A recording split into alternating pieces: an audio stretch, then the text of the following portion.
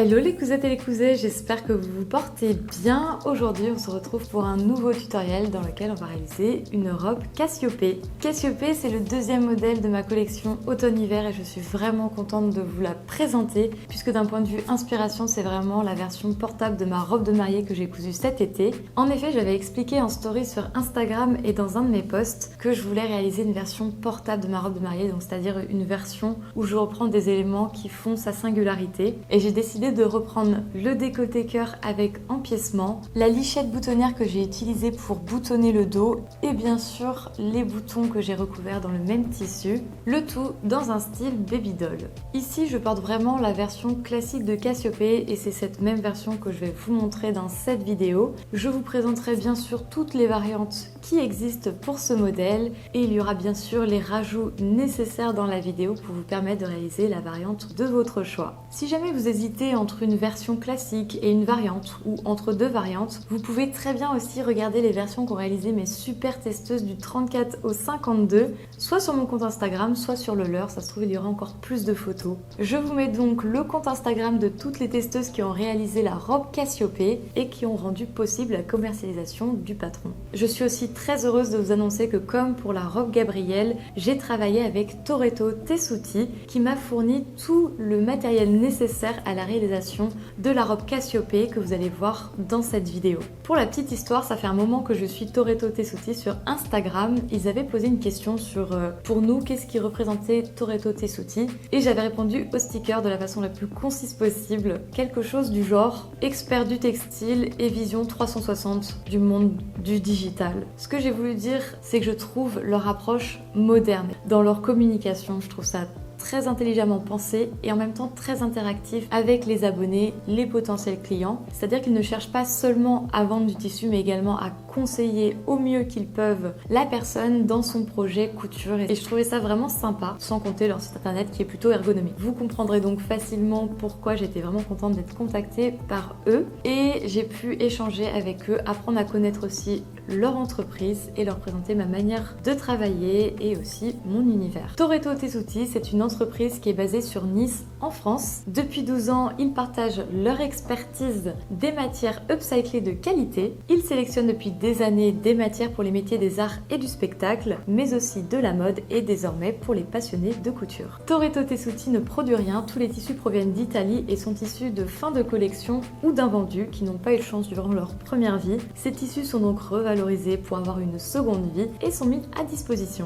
J'ai choisi une mousseline de soie pour réaliser la robe Cassiopée de ce tutoriel. Je vous en parlerai un peu plus en détail dans la partie matériel et tissu. L'idée pour moi en choisissant cette mousseline de soie, c'était de réaliser une tenue sur le thème tenue de fête. Et je vais pas vous mentir, je compte bien porter cette robe pour Noël ou pour le Nouvel An. Bien sûr, comme d'habitude, vous pouvez consulter tous les liens en description de cette vidéo. Vous pouvez également retrouver le patron de la robe Cassiopée de la taille 34 à la taille 52 sur mon e-shop. Je vous laisse désormais avec le tuto et en fin de vidéo, je vous retrouverai avec le résultat final. La robe Cassiopée comporte une version classique et 7 variantes. La version classique comporte un décolleté cœur et des manches bouffantes avec poignets. La variante 1 est presque identique si ce n'est qu'elle comporte des volants au corsage. La variante 2 est également très semblable, seul le décolleté V diffère de la version classique. La variante 3 est semblable à la variante 2, mais comporte des volants au corsage. Les variantes 4, 5, 6 et 7 sont identiques aux précédentes, mais comportent des manches 3/4 avec volant. Dans le livret de montage, le nom des pièces à couper figure sur chaque illustration afin que vous puissiez vous y retrouver facilement. Concernant le tissu, on va privilégier des matières fluides telles que la viscose, le crêpe, le satin, la soie ou encore la mousseline. Ici, j'utilise la mousseline de soie Lisca de Toretto Tessuti. J'ai vraiment eu un gros coup de cœur lorsque je l'ai aperçu sur le site. Ce que j'aime dans ce tissu, c'est son côté transparent qui va mettre les manches poignets en valeur et sa très grande fluidité qui correspond parfaitement au mouvement et tombée de la robe. Il va bien sûr falloir la doubler pour l'opacifier et pour cela je vais utiliser le voile de crêpe volo qui provient lui aussi de Toretto Tessuti. C'est une matière vraiment adaptée car elle est agréable au toucher et au porté tout en conservant la fluidité de la robe. Pour renforcer certaines parties de la robe, on aura besoin de thermocollants. De mon côté, je vais utiliser du thermocollant double face pour la parmenture dos, la parmenture devant et les poignées de manche pour ne pas avoir de grosses démarcations blanches en transparence. Si votre tissu est opaque, privilégiez du thermocollant classique. Côté mercerie, on aura besoin de 20 cm de lichette boutonnière, aussi appelée galon boutonnière élastique pour les poignets et le dos. On aura aussi besoin de boutons pour les poignées de manche et le dos. Le nombre de boutons nécessaires dépend de la variante choisie et du nombre de passants sur les poignées de manche. Pour ma part, je vais utiliser des boutons à recouvrir pour qu'ils soient assortis à ma robe. Au niveau du matériel, on aura besoin d'une machine à coudre, d'une surjeteuse si vous en possédez une mais c'est optionnel, d'un fer et d'une table à repasser, du patron de la robe Cassiopée disponible de la taille 34 à la taille 52 sur mon e-shop, et enfin on aura besoin du nécessaire de couture, à savoir ciseaux, règles, crayons à encre effaçable, épingles, fils, aiguilles, cutter rotatif et tapis de découpe. Pour la coupe, je vous recommande vraiment d'utiliser un cutter rotatif et un tapis de découpe avec des poids pour couper vos pièces, surtout si vous cousez des matières très légères et fluides comme moi. Ça permettra d'éviter de déformer le tissu et de gagner en précision. N'oubliez pas de placer les repères, cela va nous aider lors du montage du vêtement. Pour ma version classique de Cassiopée en 36 pour une stature d'1,67 m, j'utilise 2 mètres de mousseline en 130 cm de laise et 1 mètre de doublure.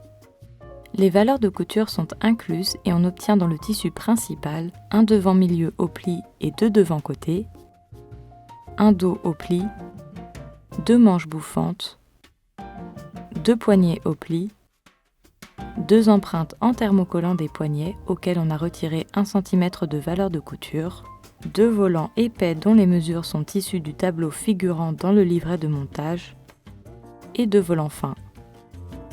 Dans la doublure, on obtient un devant milieu au pli et 2 devant côté, un dos au pli, un devant jupe au pli et un dos au pli, mais ces pièces sont optionnelles. Si vous mesurez moins d'1,65 m, vous pouvez réduire de quelques centimètres ces 2 pièces pour qu'elles ne dépassent pas de la robe. Enfin, on a besoin d'une parmenture devant au pli ainsi que son empreinte en thermocollant et d'une parmenture dos au pli ainsi que son empreinte en thermocollant. Ces parmentures dans la doublure ne sont à couper que dans le cas où l'on travaille des matières transparentes avec thermocollant double face. Pour le thermocollant classique, une parmenture devant et une parmenture dos suffisent dans le thermocollant. On va commencer par assembler le corsage de notre robe. Pour ces étapes, la version classique ainsi que les variantes 2, 4 et 6 sont concernées. Vous pouvez bien sûr surjeter toutes les pièces avant de commencer. Pour ma part, je ne vais pas le faire car mon tissu est transparent et fragile. On va constituer le devant de notre corsage en positionnant les pièces devant côté, endroit contre l'endroit de la pièce devant milieu. Pour l'épinglage, le déroulé sera le même durant tout le tuto. On épingle les extrémités, le milieu, puis les milieux des milieux, etc. Le repère de montage va s'aligner.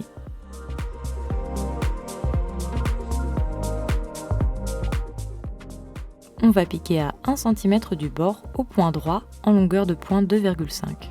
Le tissu étant relativement fin, je vais utiliser du papier de soie sous le pied presseur pour commencer et finir toutes les coutures d'assemblage de ma robe. Cela va créer une couche supplémentaire fine mais rigide qui permettra d'éviter que le tissu ne soit englouti par la machine.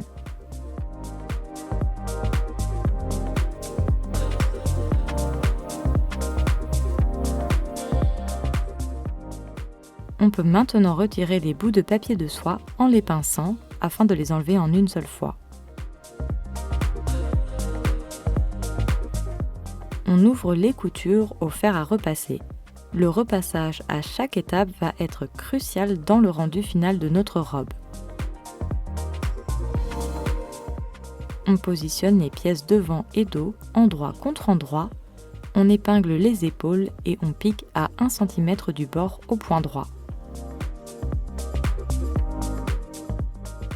Le corsage est maintenant constitué dans le tissu principal.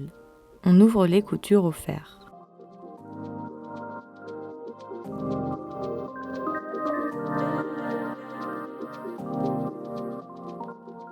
Sur la pièce d'eau de la doublure, on thermocolle la parmenture sans oublier de marquer le milieu, cela va nous servir plus tard pour la fente.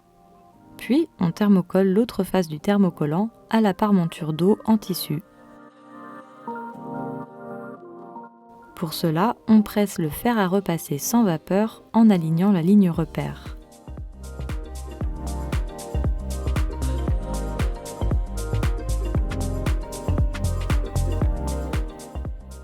On décolle l'opercule du thermocollant double face.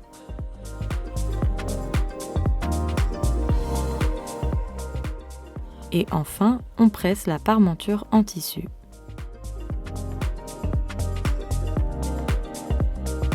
On y marque la ligne repère à nouveau si ce n'est pas déjà fait. On assemble le devant du corsage dans la doublure comme précédemment.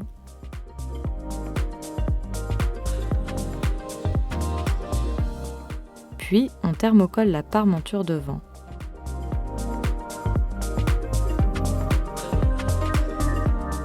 On assemble le corsage par les épaules au point droit à 1 cm du bord.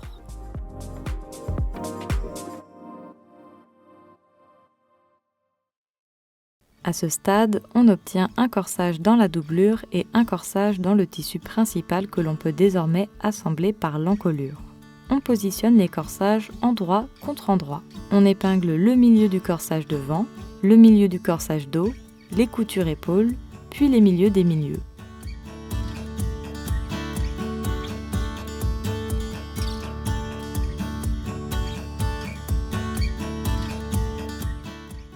On prépare notre premier passant de lichette.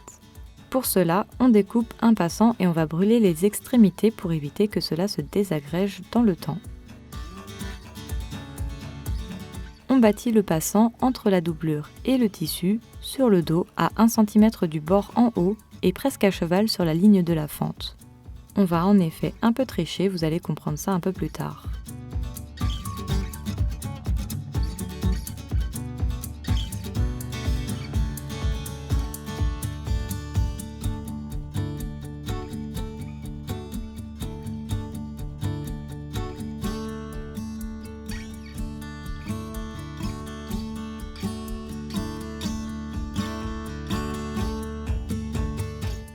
On peut désormais piquer au point droit. On va commencer sur la partie dos en haut à 1 cm du bord.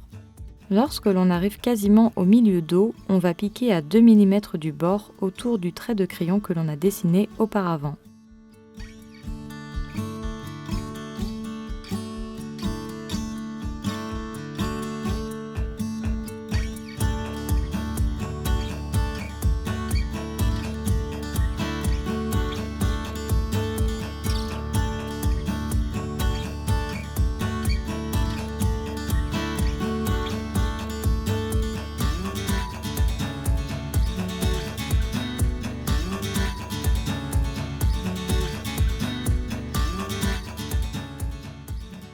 On peut également épingler le tissu et la doublure au niveau de la fente pour qu'elle ne bouge pas.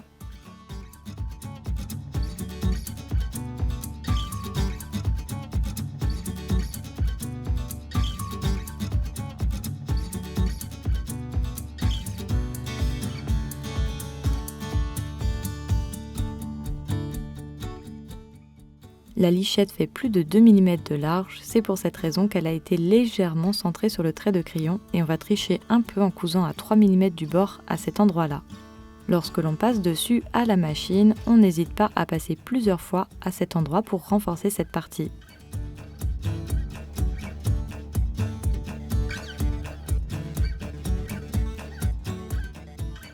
On crante le décolleté devant, puis on coupe la fente délicatement et avec beaucoup de précaution.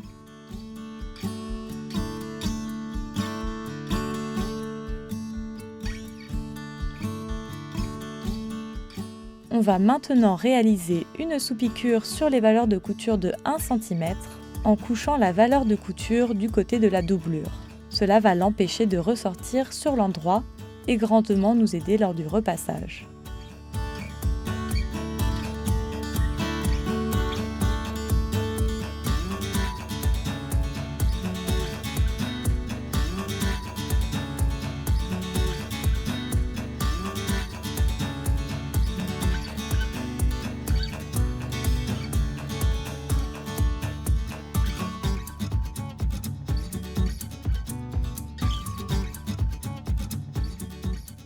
Ensuite, on assemble les côtés du tissu principal, endroit contre endroit, à 1 cm du bord, ainsi que les côtés de la doublure.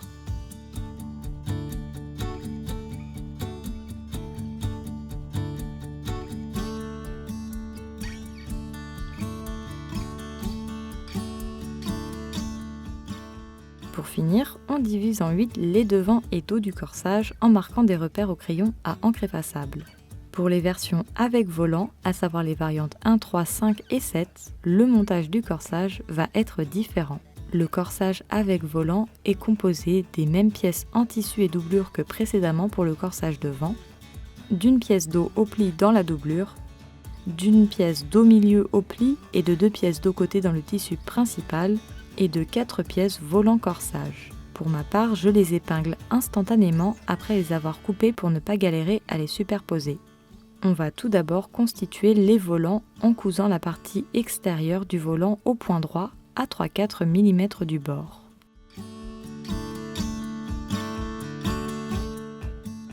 Ensuite, pour obtenir un volant droite, un volant gauche, on réalise une sous-piqûre en couchant la valeur de couture tantôt à droite, tantôt à gauche. N'hésitez pas à faire une croix sur le côté où sera couchée la valeur de couture pour vous y retrouver.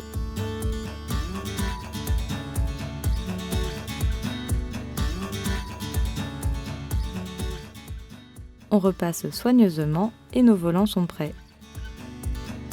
Pour la doublure du corsage, comme précédemment, on constitue un devant et un dos que l'on assemble par les épaules et que l'on thermocolle sur l'envers. Pour le tissu principal, si l'on fait ça, on ne pourra pas y insérer les volants. On va donc d'abord commencer par les coutures épaules.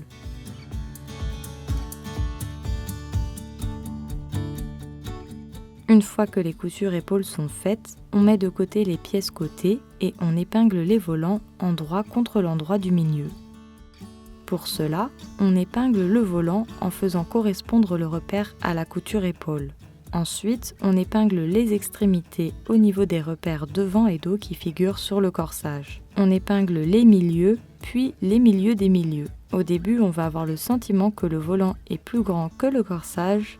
C'est tout simplement parce qu'il a été coupé en plein biais. Lorsque l'on épingle par les milieux, ça va se résorber. On pique à 4-5 mm du bord.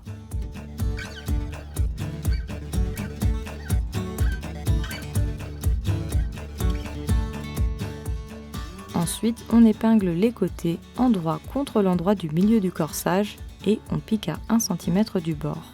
Vous pouvez tout faire en une seule étape si vous vous sentez à l'aise.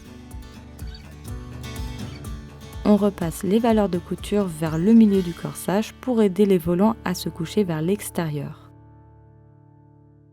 Pour le corsage dans la doublure, on l'assemble comme dans la version classique. Enfin, on assemble comme précédemment les corsages par l'encolure. On passe désormais aux manches. Je vais pour ma part les coudre en fourreau, de sorte que l'on ne voit pas les valeurs de couture sur l'envers du corsage, mais on peut les assembler de manière classique. On va voir les deux méthodes, en fourreau puis classique. On commence par les poignées de manches. La première étape est facultative. On va thermocoller les empreintes en doublure et thermocollant pour obtenir un thermocollant classique opaque.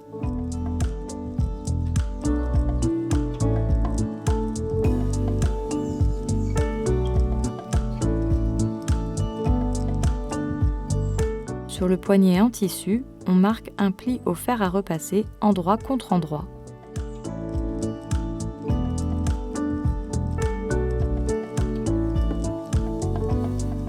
On thermocolle un des deux côtés sur l'envers.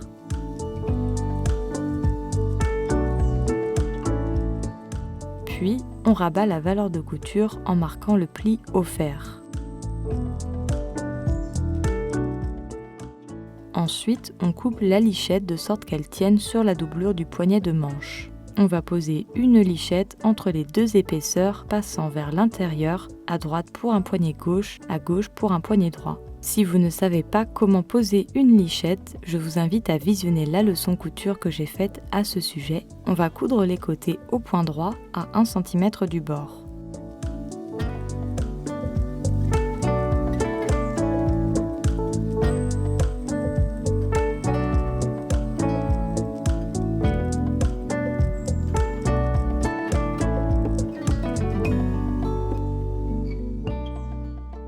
passe maintenant à la manche en réalisant une fente indéchirable en bas. Si vous ne savez pas comment faire, je vous invite également à visionner la leçon couture que j'ai faite à ce sujet et qui s'affiche en haut à droite.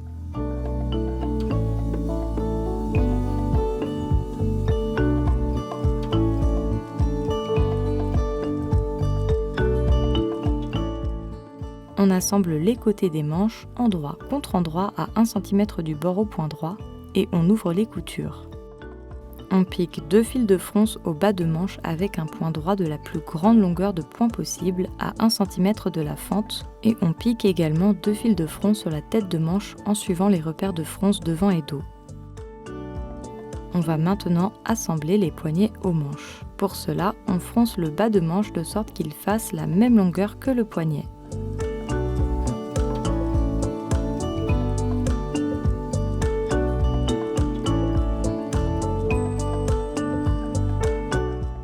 On épingle le bas de manche endroit contre l'endroit du poignet.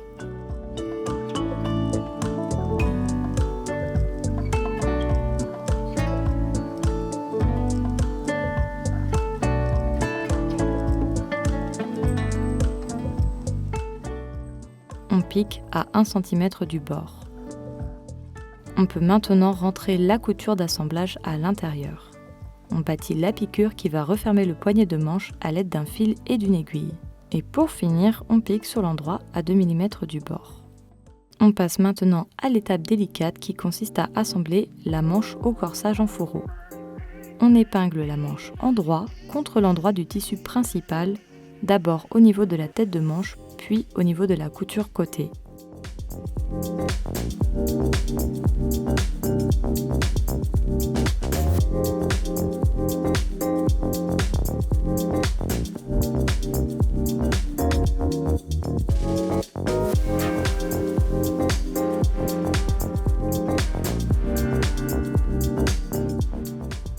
Ensuite, on épingle jusqu'au repère des fils de fronce.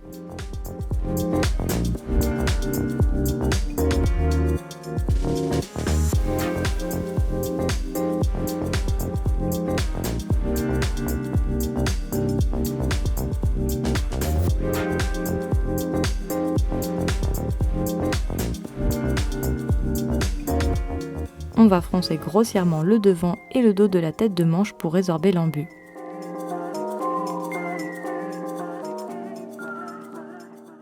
Enfin, on répartit les fils de fronce et on épingle.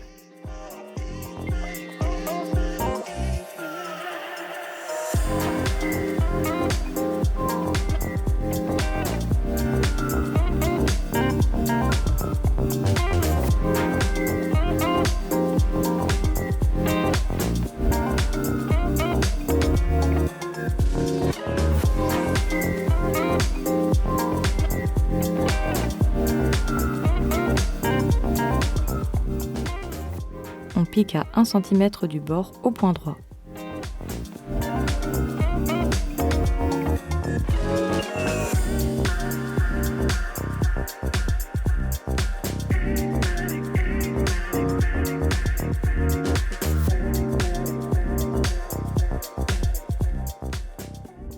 Pour fixer la doublure, on va replier la valeur de couture au niveau de la couture d'assemblage épaule et la pincer avec la valeur de couture de la manche qui a déjà été montée. Ensuite, on va passer nos mains entre la doublure et le tissu principal, de sorte à pouvoir pincer uniquement la tête de manche et la valeur de couture endroit contre endroit sans avoir le repli. Une fois que c'est bien pincé, on retourne le corsage de sorte à pouvoir épingler.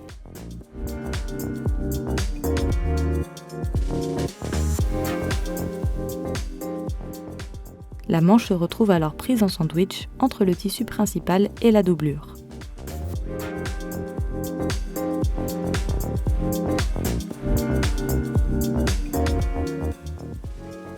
On sécurise avec 1 ou 2 épingles. Puis, on va poser quelques épingles jusqu'à la couture du bas d'emmanchure.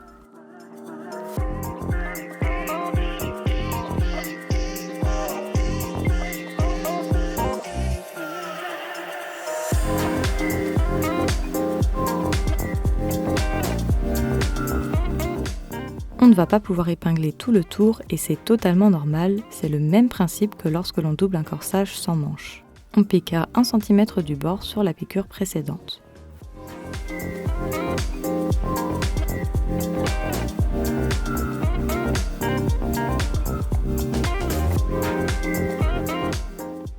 Au fur et à mesure, on va pouvoir récupérer du mou et faire le tour de la manche.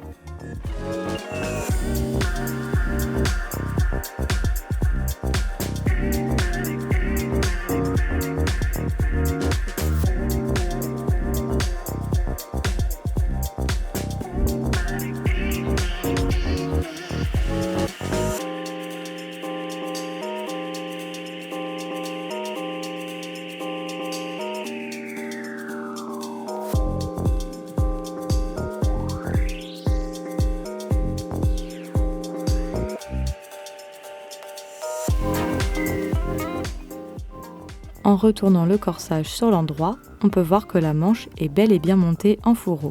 Il ne reste plus qu'à retirer les fils de fronce. Dans mon cas où la mousseline est transparente, cette finition est hautement recommandée.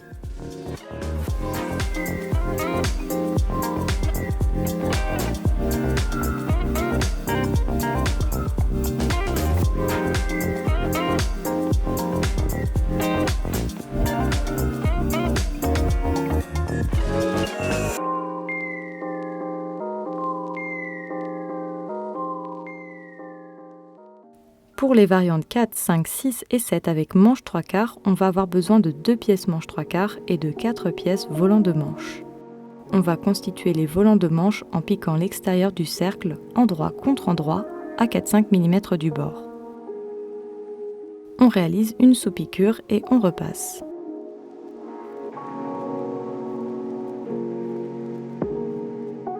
On assemble les côtés de la manche endroit contre endroit et on pique à 1 cm du bord.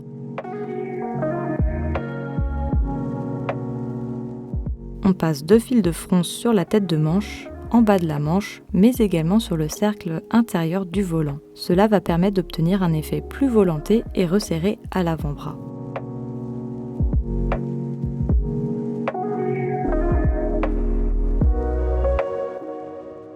On fronce légèrement l'intérieur du volant de 2-3 cm en vérifiant que l'avant-bras passe toujours à l'intérieur.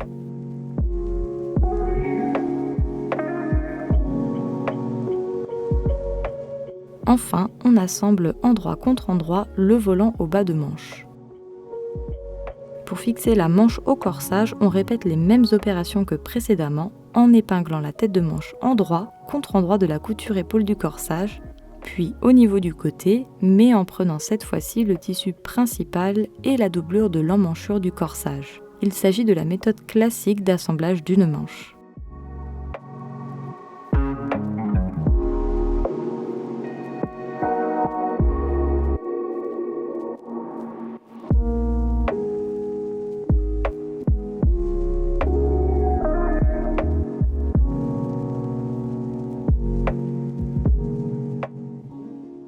On peut désormais passer à la partie jupe de notre robe. Pour la doublure, on assemble endroit contre endroit les côtés de la jupe à 1 cm du bord et on ouvre les coutures au fer. Ensuite, on réalise un ourlet.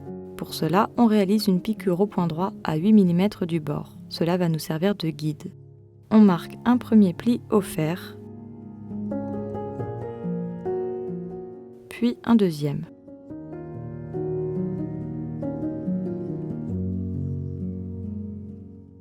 On pique au point droit.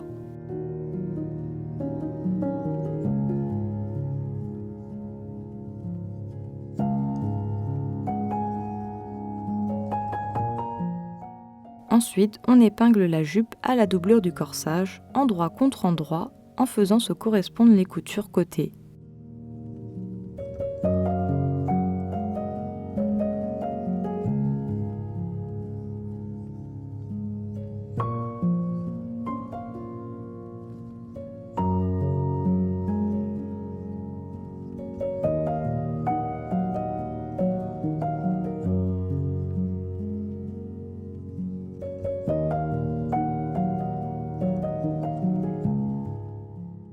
On pique à 1 cm du bord au point droit. Cette option est facultative. Si vous optez pour une version non doublée de la jupe, vous assemblerez plus tard la jupe à volant dans le tissu principal aux 2 épaisseurs du corsage.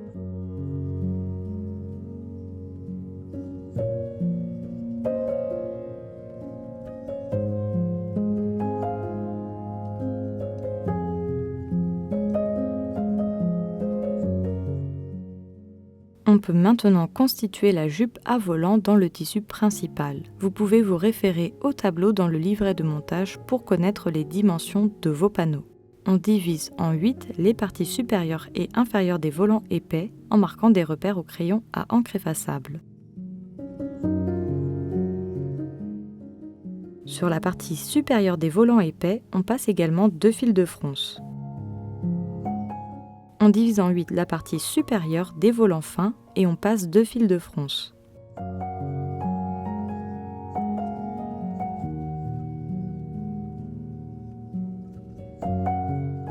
Sur la partie inférieure du volant fin, on va marquer au fer un ourlet, ce qui nous facilitera la tâche plus tard lorsqu'il faudra le coudre. On fronce le volant fin de sorte que les repères placés précédemment se correspondent. On épingle, puis on pique à 1 cm du bord. Ensuite, sur les côtés de la partie supérieure du volant épais, on retire les fils de fronce sur 1 cm de sorte à libérer la valeur de couture des côtés de la jupe. On épingle ces dernières endroit contre endroit, puis on pique à 1 cm du bord. On ouvre les coutures au fer. Comme précédemment, on assemble la jupe à volant au corsage dans le tissu principal. Pour cela, on fronce le haut de la jupe de sorte que les repères s'alignent avec ceux du corsage. On en profite aussi pour coudre l'ourlet bâti précédemment.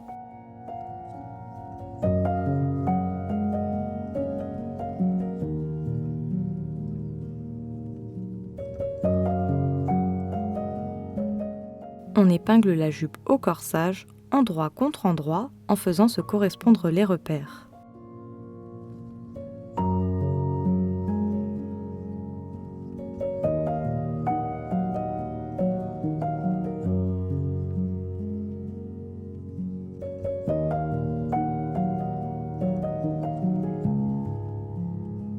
Puis, on pique au point droit à 1 cm du bord.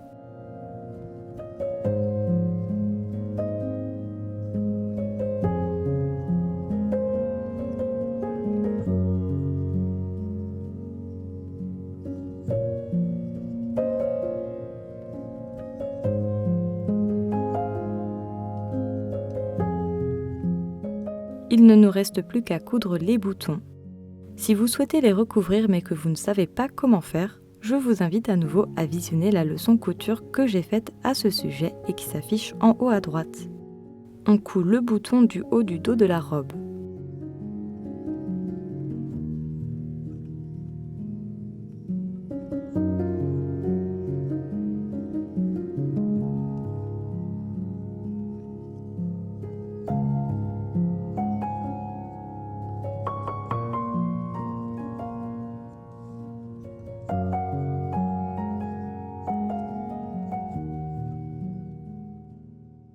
Pour la version classique et les variantes 1, 2 et 3, on coud également les boutons au poignet de manche. Et voilà, cette vidéo touche à sa fin, j'espère de tout cœur qu'elle vous aura été utile. Si c'est le cas, vous pouvez liker la vidéo, vous abonner sans oublier d'activer la cloche pour recevoir une notification quand mes vidéos sortent. Et vous pouvez également me retrouver sur Instagram où je poste mon actualité de cousette ou sur les différents réseaux sociaux que j'utilise, à savoir Facebook, Pinterest et TikTok. Je vous souhaite une très bonne couture et je vous dis à très vite pour de nouvelles vidéos.